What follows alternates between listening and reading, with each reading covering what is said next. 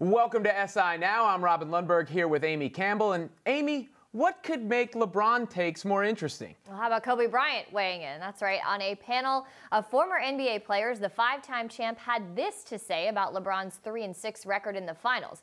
If I'm Bron, you got to figure out a way to win. It's not about narrative. You want to win championships, you just got to figure it out. Kobe went on to say LeBron should have focused more on empowering his teammates instead of doing more all by himself. And naturally, this has caused a social media stir, with one Spurs fan tweeting, if Kobe Bryant was on the Heat Cavs instead of King James the past 6 years and faced the 13-14 Spurs and 15-16, 17, 18 Warriors, he'd have 0 rings. Context is everything. Well, this caught Kobe's attention, and he responded, saying, we had to face the Spurs every postseason pretty much, not to mention the first super team in Boston, but hey, what do I know? Shrug emoji. Gotta love that one. Robin, do you think what Kobe said is fair?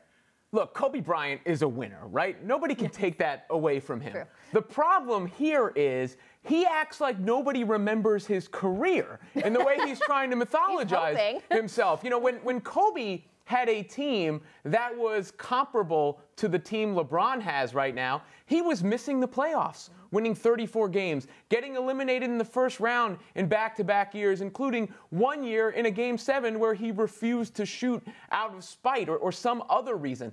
I don't think there's anyone who believes that Kobe Bryant, prime Kobe Bryant, on this Cavs team is taking them to the finals, much less having any chance of competing against the Warriors. So it kind of feels like Kobe trying to force himself into some conversations he isn't in. Well, what was interesting reading this whole panel discussion was that all of these other former pros kind of took LeBron's side a little bit more, and that Kobe, they all kind of had a similar thing to say, and Kobe was the only one to make contrarian comments like this. And I do think it's a little unfair. Kobe himself requested a trade, and I don't think he's one to talk about this. And this is also a different time, right? Like this Golden State Warriors team, this super team, the best team probably we've ever seen. Now, he would like to say that Boston was the first super team with those guys, and that was kind of the beginning of this, but I don't think you can compare those two teams in this super team era. This is a new era of player mobility, and I think Kobe was playing kind of on the beginning of that starting to happen. Well, LeBron got through that Boston team too, mind you. Plus, Kobe did request a trade when he had a bad team. He also got on a bootleg video criticizing the Lakers organization.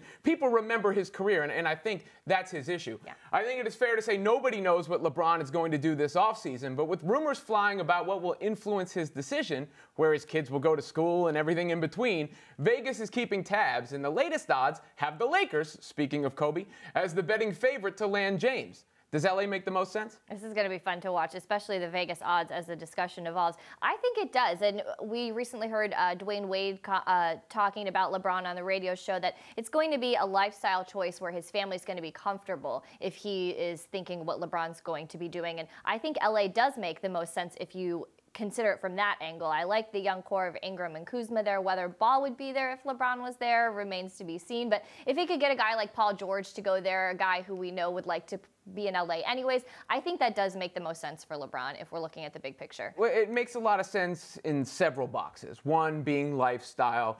2, business opportunities, Hollywood, all that. And 3, the young core. They have the cap space to bring in another star. Plus, if you have Ingram alongside George and LeBron and Ball and Kuzma, that's a very switchy lineup. I think the biggest problem there is the history of the Lakers. So, there's that expectation of being a Shaq or a Kobe or a Jabbar or a Magic. The flip side of that is if you do achieve, you bring that team back to prominence. So you bring one of the all-time great teams back to prominence. Yeah, and I think now I'm just thinking about what we've been talking about all morning, and I would like to see what Kobe Bryant would have to say if LeBron did decide to go to LA, how that dynamic would shake out as well. I think that would be pretty funny. Constant scrutiny from Kobe Bryant, right? Yeah. Just picking apart every detail of LeBron James's game. Yeah. You just got to figure it out. That would be his takeaway.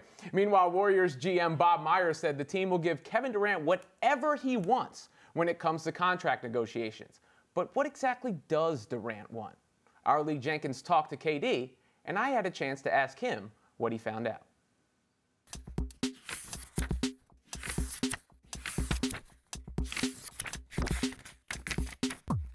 I'm joined now by SI senior writer Lee Jenkins, who had a chance to spend some time with Kevin Durant and, of course, around the Warriors. Now, Lee, Warriors owner Bob Myers described Durant as authentic in your piece and even mentioned how he had to tell him how much they needed him, that they lost without him the most recent time they played without him and then won with him. Can KD possibly still doubt himself now with these back-to-back Finals MVPs?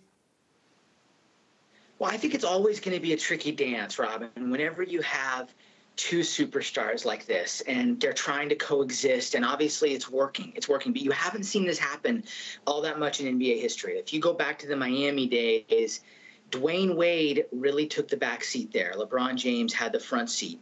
Golden State doesn't want to do it that way. They think they can fit both of these guys in the front seat. But clearly, if you're someone like Durant who joined this late in the process, I think there will probably be days when you sort of wonder about how much you fit in, how well you fit in. I think last season was a year where he really did everything he could to fit in with the group.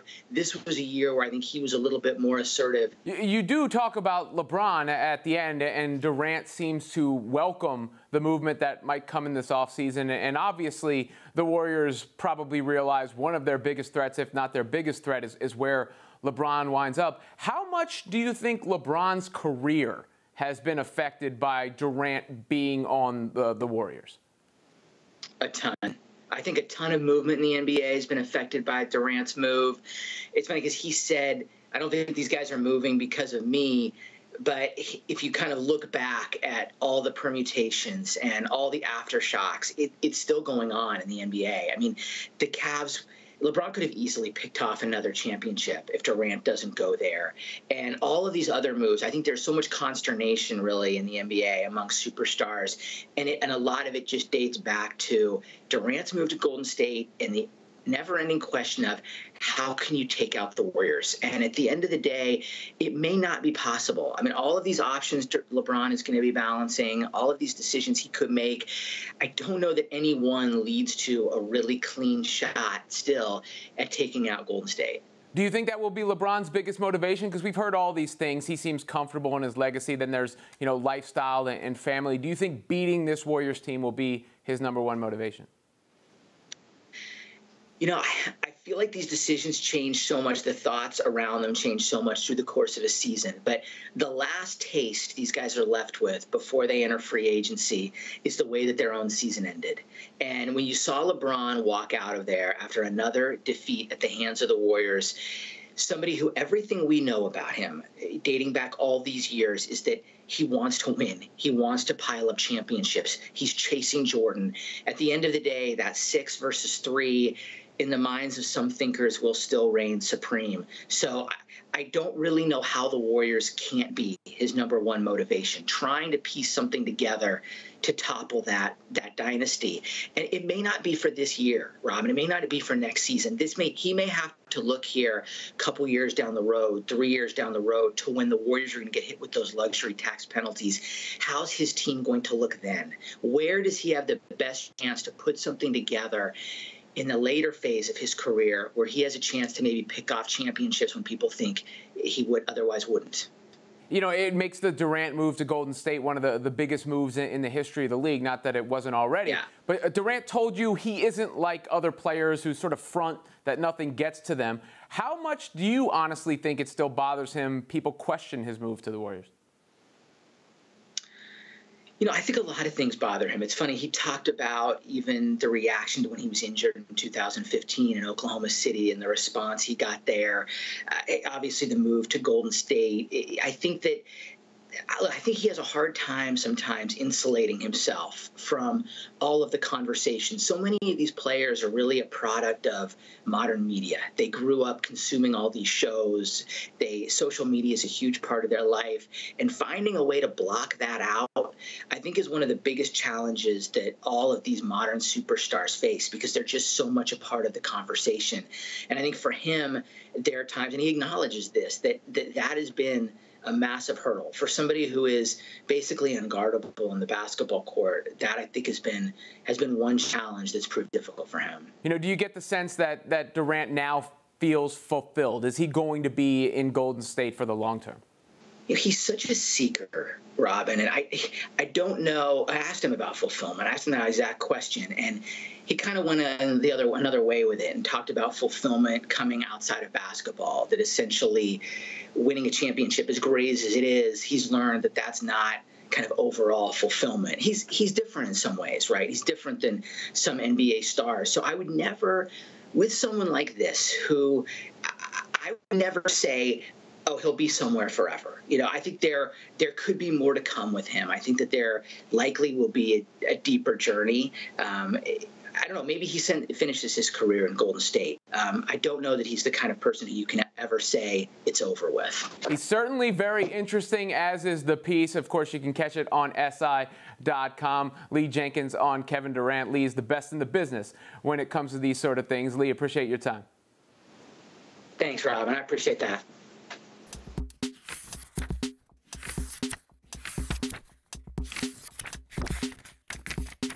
Joining us now is U.S. soccer coaching legend and former U.S. men's national team coach Bruce Arena, here to talk about his book, What's Wrong with Us? A coach's blunt take on the state of American soccer after a lifetime on the touchline. Now, Coach, clearly it was a disappointment for everybody that the U.S. did not qualify for the World Cup this year. What made you want to write a book that would recall such a painful memory for all U.S. soccer fans? Well, the book was originally going to be about the U.S. teams qualifying for the World Cup and hopefully being in World Cup in our preparation for Russia. Unfortunately, in October, we failed in our last game against Trinidad and didn't qualify for the World Cup. And my story is really, it's about my life growing up and getting into soccer, my experiences collegiately, professionally at the different clubs in MLS and with the national teams. And then at the end of the book, I make some suggestions that hopefully allow for us not to be in this position ever again. And I make recommendations to U.S. soccer and Major League Soccer on some things we can improve on the technical side. I want to get to some of those suggestions in just a second, but with the World Cup starting this week, does that bring about any added regret, remorse, anger, any of those emotions? Remorse, I wouldn't say anger, but really disappointed, But I would say this, and I'd like to correct the notion out there that a lot of people say that our players didn't care, didn't have the right attitude. And in 2017, we won 14 games in a row undefeated. We ended up the year with 10 wins, 2 losses, and 6 draws. And at the end, we failed. But it was a great group of players and coaches to work with. And we're all disappointed for not qualifying. But it started out tough in 2017 when I inherited a team that already had 2 losses in the competition. But the players gave everything they had in order to, get our team qualified. And yes, we fell short in the end. One section of your book that made a little bit of news is that you wrote former U.S. soccer president Sunil Gulati had wanted to fire then head coach Jurgen Klinsmann 6 months before he actually ended up doing it. If he had fired Klinsmann and hired you 6 months earlier, do you think the U.S. would be playing in the World Cup? I think so, because it would have given us preparation in Copa America. Obviously, the qualifying games in November of 2016 would have hopefully made things a little easier in making the transition. But again, you can never guarantee that. But I'd like to believe that with a little bit more time, we would have been able to qualify the team. You talk about some of the suggestions you've made. You stated that U.S. soccer should incentivize American leagues to keep their young stars in the States as an effort to overall improve the national team. But many would say otherwise, and that the players should be playing against the best competition in the leagues in Europe. Why do you disagree with that latter point? Well, first of all, if you look at our players in Europe, we don't have many players that are playing on first teams in Europe and in prominent roles. In Major League Soccer, we have a lot of our young players that never get on the field. So we have to develop some policies to allow our young players to develop. We have 3, 4, 5 good young players in the league that are playing, but we need many more. So hopefully U.S. soccer and MLS can agree to have some policies to get young American players on the field. Obviously, you're a huge figure within U.S. soccer. That's why we're talking about all these things. What do you think your legacy will be within U.S. soccer? Well, hopefully someone that helped build the sport. I've been involved in Major League Soccer for a number of years. U.S. soccer, as part of obviously a successful World Cup in 2002, helped the U.S. win 3 Gold Cups during my tenure. but growing the sport. You know, when I took over the program in 1999, we were in poor shape, financially close to bankruptcy, and now U.S. soccer is in a position where commercially and politically they're in outstanding shape. However, technically on the field, we need to improve, and that's where my recommendations are. We need better leadership in the technical areas of the sport. Ernie Stewart was just hired to be the general manager of the U.S. men's national team. Do you approve of the new structure that the national team has now? Yes, as I indicated in the book, I recommended that structure to the now President Carlos Cordero in October of 2017. I recommended that we have a general manager. I outlined some responsibilities for him. And then in January of 2018, I recommended to executives of U.S. Soccer, Ernie Stewart. Ernie's young, doesn't have that much experience, but will learn. And he's a good person. Obviously was a great player, has management backgrounds in Holland and now in the U.S., and hopefully he does a good job. What about the coaching situation? Do you think they should keep your former assistant coach, current interim head coach Dave Sarkhan at the helm of the U.S. men's national team? Well, that's certainly going to be Ernie's decision, plus the president and the board of directors of U.S. Soccer. I suspect that they're going to look at a number of candidates and make a decision in the next month or two. All right, looking at the World Cup again now, are there any teams or players that you're rooting for?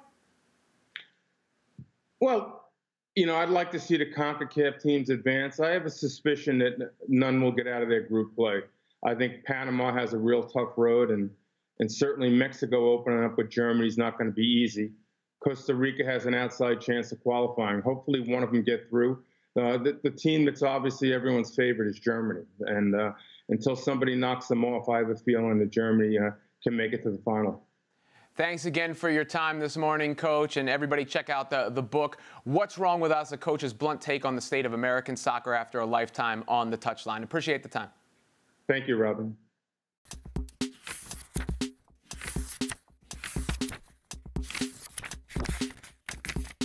SI baseball analyst Albert Chen is joining us for a look around the league. And we'll start with Shohei Otani. Albert, the big news this week is that potential Tommy John surgery that we've been hearing about, with him having that grade 2 UCL sprain there. And Angels GM Billy Epler said, quote, "There have been no changes in Otani's diagnosis, and neither our physicians nor medical staff have recommended Tommy John surgery or said it's likely. So if Otani does in turn need to have surgery, this is a very long recovery. How do you think that would affect his career?"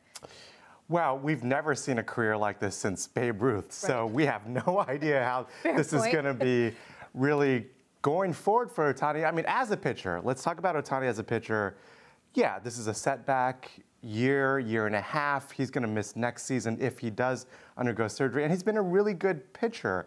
But Otani, he's two players. So there's also Otani, the hitter, where if he does undergo Tommy John surgery, the question is, what does this happen? How does this affect Otani, the hitter? And he's been a really good hitter, and that's been the revelation this season, is that Otani, the hitter, has been even better than expected. And for the Angels, who are looking at a potential playoff berth, but it's going to be tough in that division, the Astros and the Mariners, they need every at-bat, they need every innings pitched from Otani. And I think that they're going to find a way to make this work where they're going to get at-bats from Otani. But what does this mean going forward career-wise? Well, is Otani a pitcher or is he a hitter? I think this may make the Angels kind of decide once and for all, what is Shohei Otani going forward? Oh, I don't want them to have to decide. I want to just continue to see something we've never seen before. But good point. We've never seen a case like this, so it is going to be interesting to see how they do handle this. Let's talk about the Yankees and the Mets. They just finished up the Subway Series, and we're hearing rumors that the Yankees should try to acquire either one of these Mets pitchers, Jacob deGrom or Noah Syndergaard. What would they have to give up in order to get one of these guys? They would have to give up a lot. Yeah. A lot. But the thing about the Yankees is they have two things going for them. They have the motivation, and they have the prospects and the resources to give up the prospects needed to get a Syndergaard or a deGrom. And so if I look at this potential trade, and look, it's still a long shot. This would be a mega blockbuster certainly. But this would be a deal that would make every single New Yorker very, very happy because it would benefit the Mets and it would make sense for the Yankees. Certainly the Yankees need a starting pitcher. DeGrom is having arguably the best season of his career. The Mets, meanwhile, they could just look at the Yankees and see, look, they're in a rut right now, a game-changing deal that would net them some prospects. They're not going to get Gleyber Torres from the Yankees, but the Yankees have established a system with just an absurd number of very good prospects. They can make this happen, but I think the Mets just need to get past the point where, like, look, we can actually make a deal with the Yankees. Can we talk to each other? I think they can, and I think, honestly, I think this would be great for both teams. Well, and then if everyone in New York is happy, I don't know does that ever happen if Mets fans and Yankees fans are all equally happy? That would be something to see. Yankees welcome the Nationals this week, and Bryce Harper, one of the big upcoming free agents next season. We know he grew up a big Yankees fan. Do you think that there's a possibility we could see him in the pinstripes next year? Well, look, I mean, Yankees and a big name free agent, there's always a possibility. In a lot of ways, this is a perfect fit. I mean, as you mentioned, I mean, Harper has not hid at all his love for Mickey Mantle and the mystique of the Yankees, left-handed power in Yankee Stadium. I mean, it would just be absolutely ridiculous. Now, there are a lot of hurdles here. I mean, the Yankees just acquired Giancarlo Stanton. You know, he makes a little bit of money. He's okay. So he's okay. And they have Aaron Judge in the outfield, so they would have to look for a way to make this happen.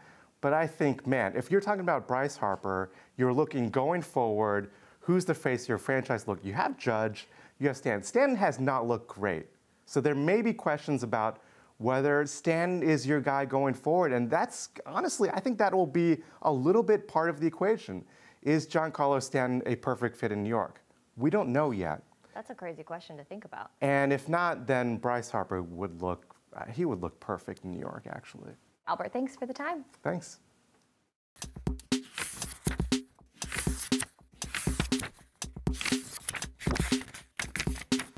Lonzo Ball released a rap diss track aimed at his teammate Kyle Kuzma. Yeah, you heard that right. Amongst the scathing lyrical darts is a line mocking Kuzma for not knowing who his dad is. Quite the antithesis of Ball's situation. So did Lonzo go too far? It's hard for me to say because I don't know their relationship, but on social media, we do see them constantly messing with each other on both of these guys' social media. So I think that this kind of is par for the course, but what he said seems a little bit too far for me, especially for your teammate. I don't know their relationship, but that seems too far for me. These guys are cool with each other, so I'm cool with this. You know, growing up with my buddies, it was an insult competition. That's what we did. That was what friendship was. Who could diss the other the hardest? And in this case, this is clearly something I'm sure they've joked about behind closed doors. So obviously Lonzo felt comfortable making it public. And here's the thing, right? I'm not old-timey sports guy enough to go, this shows their lack of maturity. Right. You know, and why These LeBron kids. shouldn't sign with the Lakers or any of that stuff. It's just some fun. They're having some fun. Right. Well, if you're saying this is a sign of friendship, I guess, I mean, I've never done that with my girlfriends, but it's a little bit different when you're a guy. Yeah, some of the stuff that's been said to me would shake you to your very core. Boy. We'll be back same time, same place tomorrow. In the meantime, check out @SI Now Live on Twitter.